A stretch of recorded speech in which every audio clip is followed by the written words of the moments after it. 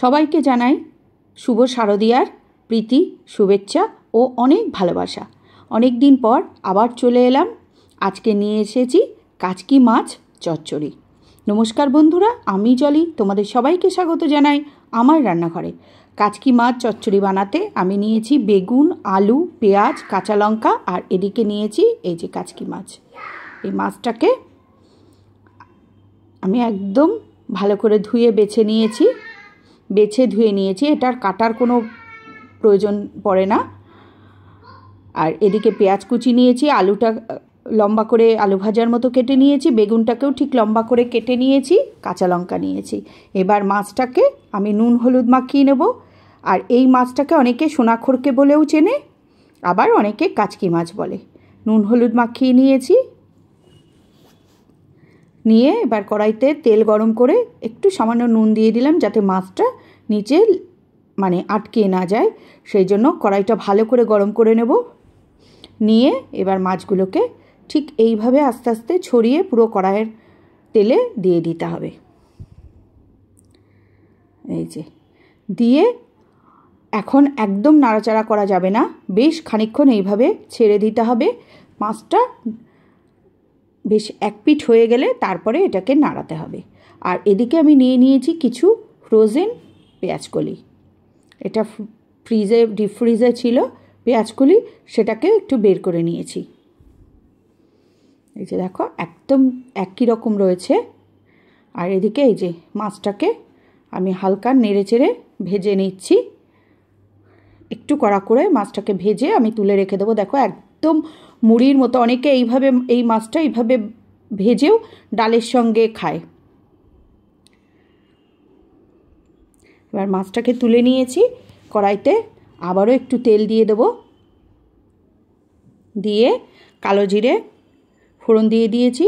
দিয়ে একটু কাঁচা লঙ্কা কুচি দিয়েছি। কাঁচা লঙ্কাগুলোকে, যে কাঁচা লঙ্কা 3টে নিয়েছিলাম, 3টে কাঁচা লঙ্কা কুচি করে দিয়েছি। দিয়ে আলুটাকে দিয়ে দিলাম।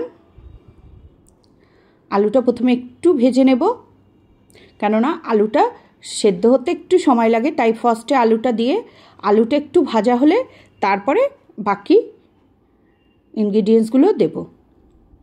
আর এইভাবে এই কাচকি মাছ চচ্চড়ি অসাধারণ লাগে, ভাত রুটি সবের সঙ্গে দুর্দান্ত লাগে। এই যে একটু নুন দিয়ে দিলাম আর সামান্য একটু হলুদ দিয়ে দিলাম। দিয়ে আলুটাকে ভালো করে ভেজে নেব। ভাজা হয়ে গেলে আমি দিয়ে দেবো পেঁয়াজ কুচি। একটু ভাজা হয়ে গেছে, আলুটা মোটামুটি হাফ ডান হয়ে গেছে। এবার আমি পেঁয়াজ কুচিগুলো দিয়ে দিলাম। এবার পেঁয়াজটাও আলুর সঙ্গে ভাজা করে নেব। আর পেঁয়াজ কলিটাও দিয়ে দিলাম। পেঁয়াজ কলি, পেঁয়াজ আর আলুটাকে এবার আমি ভালো করে লাল করে ভেজে নেব। এই পর্যন্ত যারা আমার ভিডিওটা দেখছো, একটা লাইক দিয়ে দেখবে। এই যে পেঁয়াজকলি, পেঁয়াজ আর আলুটা এইভাবে নাড়িয়ে চাড়িয়ে সম্পূর্ণটা ভালো করে ভেজে নেব।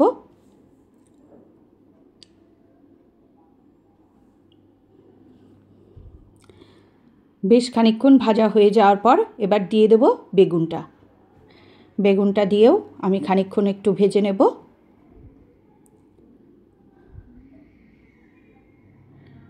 এই যে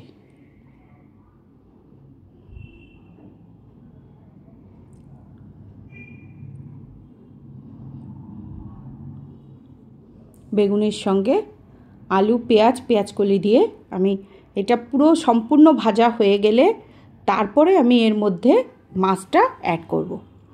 আগের থেকে মাছটা অ্যাড করা যাবে না, কেননা মাছ আমার অলরেডি ভাজা রয়েছে। ওটা জাস্ট লাস্টে এই সবজির সঙ্গে মিশিয়ে নেব।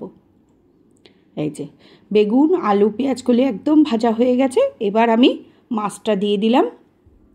দিয়ে মাছটা একদম ঝুরঝুরে হয়ে রয়েছে।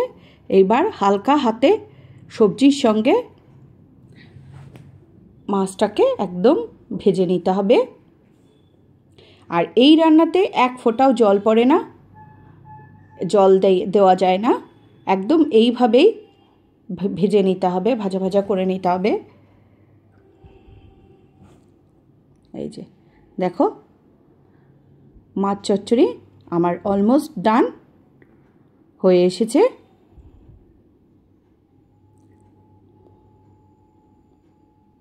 আর আমার এই কাচকি মাছ চচ্চড়ি তোমাদের কেমন লাগলো অবশ্যই জানাবে।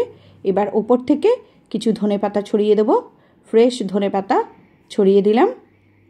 গরম ভাতের সঙ্গে এই কাচকি মাছ চচ্চড়ি অসাধারণ লাগে, রুটির সঙ্গেও খুব ভালো লাগে। আর এটা কেমন হয়েছে তোমরা অবশ্যই জানাবে। আর তোমাদের সবার পুজো কেমন কাটলো। এই যে কাচকি মাছ চচ্চড়ি আমার রেডি। এবার গ্যাসের ফ্লেমটা আমি অফ করে দেব। অফ করে আমি মাছ চচ্চড়িটাকে নামিয়ে নেব একটা ডিশে।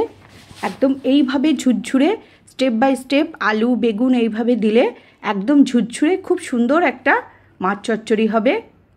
এই যে কাচকি মাছ চচ্চড়ি আমার রেডি টু সার্ভ। তোমরা কিন্তু অবশ্যই জানিও কেমন হয়েছে।